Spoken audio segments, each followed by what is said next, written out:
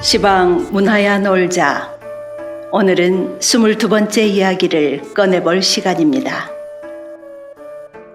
가을날 노랗게 물들인 은행잎이 바람에 흔들려 휘날리듯이 그렇게 가오리다 로 시작하는 님께서 부르시면, 그리고 저 제를 넘어가는 저녁의 엷은 광선들이 섭섭해합니다. 어머니, 아직 촛불을 켜지 마르셔요 라고 노래한 아직 촛불을 켤 때가 아닙니다 등 많은 명시들이 아직까지 우리에게 깊은 감동과 위로를 주는 신석정 시인편으로 문을 열도록 하겠습니다. 얼마 전 TV에서 책 읽어 드립니다 라는 프로를 봤는데요. 거기서 이런 말을 하더라고요. 우리나라 교육은 주로 암기와 빠른 계산을 시킨답니다. 그런데 인공지능, 즉 AI가 제일 잘하는 것도 암기와 빠른 계산이고요. 그러면 승산이 없는 것은 당연하겠지요? 그럼 어떤 교육이 좋을까요? 인공지능이 못하는 것을 찾아야 하는데 그것이 목적의식이랍니다. 왜냐하면 인공지능은 시키는 것만 하기 때문이라지요. 그러니까 교육도 목적의식이나 공감 능력을 가르쳐야 하겠지요. 왜 이렇게 서두가 장황하냐고요? 감 잡으셨겠지만 공감 능력을 키우는 것은 우뇌를 사용해야 되는데 신앙송만큼 좋은 것도 없기 때문이지요. 자, 그럼 우리 모두 공감 능력을 가지러 한번 가볼까요? 이제 본격적으로 신석정 시인에 대해 알아보도록 하겠습니다. 1907년 전북 부안에서 출생한 시인은 본명은 석정이고 아호는 한자가 다른 세 개의 석정 외에도 석지영, 호성, 소적을 쓰기도 했습니다. 부안 보통학교를 졸업한 뒤 향리에서 한문을 수학하였습니다. 일제강점기 나라 잃은 서름에 아파하여 명리보다 시문의 길을 걷다가 1930년 상경하여 지금의 동국대학교 전신인 중앙불교전문학교 박한영 문화에서 1년 남짓 불전을 연구하며 회람지 원선을 편집하기도 하였습니다. 그러다 조난의 꿈을 버리지 못하고 귀향하여 1933년 청구원 집을 마련했다고 합니다. 그곳에서 비난과 인고의 삶 속에서도 찾아오는 시우들과 문학으로 위안을 삼았고요. 1939년 첫 시집 촛불이 상제되자 김기림은 시문학사에 찬란한 횃불을 밝혀든 목가 시인이라 평하였습니다. 결의의 향수를 노래한 목가로서 독자들의 공감대 또한 대단했답니다. 광복 후에도 시인은 고향을 떠나지 않고 시창작과 후생교육에 힘썼습니다. 그의 시작 활동은 1924년 조선일보에 소적이라는 필명으로 기우는 해를 발표하면서부터인데요. 그 뒤 1931년 시문학지에 시 선물을 발표하여 그 잡지의 동인이 되면서부터 본격적인 작품 활동을 시작했답니다. 이후 1974년 7월 동아일보에 유고시 뜰을 그리며를 남기기까지 장장 반세기의 시력을 가지고 있습니다. 우리 시문학사에서 이렇게 일생을 오로지 시창작에만 몰두한 시인은 흔치 않은데요. 설령 오랜 문단 활동을 지속했다 하더라도 이를 발판으로 권력이나 금력을 탐하는 경우가 없지 않았지요. 그러나 시인은 일생을 교육계에 종사하면서 가난 속에서도 조금의 불의와 타협하지 않고 지조를 지키며 삶을 마감했습니다. 시인은 일제 말 창씨 계명을 거부하기 위해 생계를 꾸려야 할 직장도 버리고 군 징집의 위협에 한동안 잠적할 정도로 일제에 저항적이었습니다.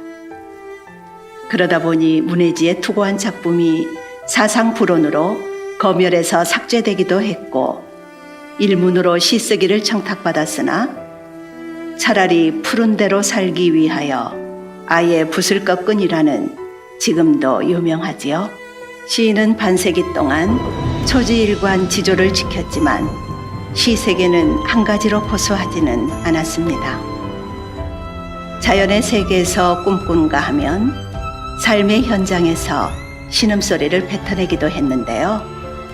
한국 시문학사는 시인의 첫 시집인 촛불에서 이 밤이 너무나 길지 않습니까?의 울부짖음은 있고 그 먼 나라를 아르십니까?의 속삭임만을 기억하여 시인의 시세계를 목가시니 전원시니 하는 한정된 울 안에 유폐시켰답니다. 그렇지만 그 꿈의 속삭임조차도 일상의 아름다운 농촌의 풍경을 먼 나라에 설정한 아이러니여서 그 먼 나라가 부재하는 현실을 부각시켰다고 할 수 있습니다. 이쯤에서 시인의 시 한 편 들어보겠습니다. 좋은 시가 워낙 많지만 기회가 되면 다시 다뤄보기로 하고요. 오늘은 가을이 지금은 먼 길을 떠나려 하나니를 부산신앙성협회 김세희 회원의 목소리로 감상해 보겠습니다.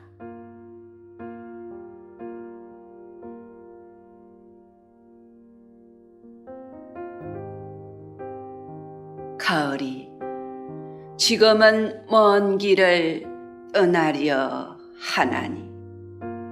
신석정.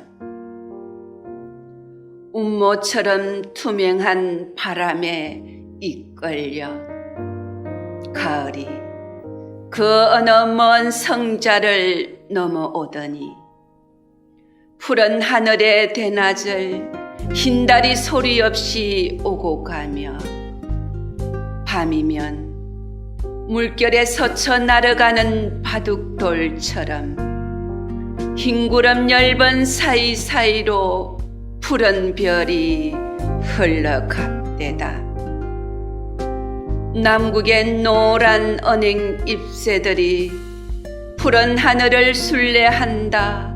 먼 길을 떠나기 비롯하면 산새의 노래 짙은 숲엔 밤알이 쌓인 잎새들을 조심히 밟고 묵은 산장 붉은 감이 조용히 석양 하늘을 바라볼 때 가마귀 맑은 소리 산을 넘어 들려옵대다.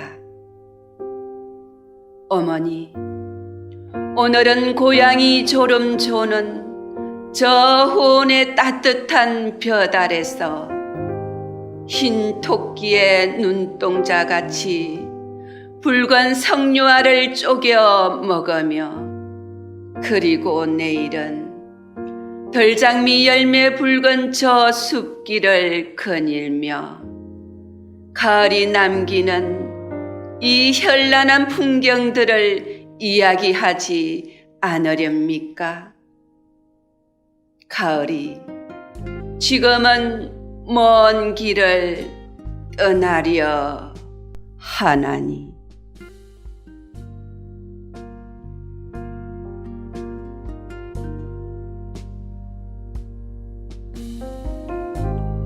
나긋한 목소리로 들려준 낭송 어떠셨나요?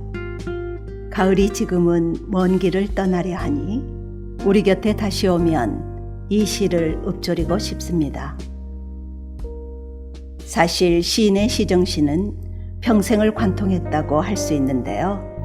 시인은 생활과 시를 하나로 보고 생활에서 시를 찾고 시에서 생활을 찾았습니다. 생활에서 시를 찾을 때 친자연적인 목가 시인이 되었고 시에서 생활을 찾을 때는 시대적인 참여 시인이 되었지요. 시는 시적이고 생활은 생활적이라 이 둘은 앞서거니 뒤서거니 하며 시인의 시세계를 꿰뚫고 있는 것이지요. 그러므로 이 둘은 둘이 아니고 하나이며 변증법적으로 정과 반과 합을 통하여 진보 발전을 거듭하는 참다운 시정신인 것입니다. 시인은 단지 시 창작에만 머무르지 않았고 한 시에서 시적 감성을 길어올려 시 창작의 에너지로 삼았습니다. 그러다 보니 자연히 한시도 번역하게 되었지요. 제대로 된 한시 번역서가 없을 때 시인이 번역한 한시는 교과서다운 역할을 담당했답니다. 또 하나 조선 중종 명조 때 부안 출신인 기생 이매창의 시를 번역하여 그녀를 개성의 황진이와 더불어 조선 명기의 쌍벽을 이루는 시인으로 새로 부각시키기도 했답니다. 그러다가 1973년 12월 전북문학상 심사를 하던 자리에서 고혈압으로 쓰러져 투병 생활에 들어가게 됩니다. 시인은 병석에서도 시 가슴에 지른 낙화 소리와 산문 병상수필을 쓰는 열정을 보였지만 200일이란 기나긴 시간을 투병하다 1974년 향년 67의 나이로 삶을 마감하였습니다. 숨진 뒤 같은 해에 유고수필집 난초잎에 어둠이 내리면이 출간되었습니다. 1939년 처녀시집 촛불을 시작으로 제2시집 슬픈 목가, 제3시집 빙하, 제4시집 산의 서곡, 그리고 제5시집 대바람 소리 등 한국 시단에 불후의 공적을 남긴 신석정 시인.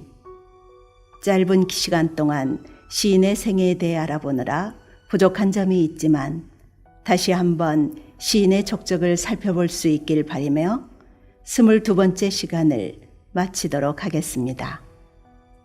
감사합니다.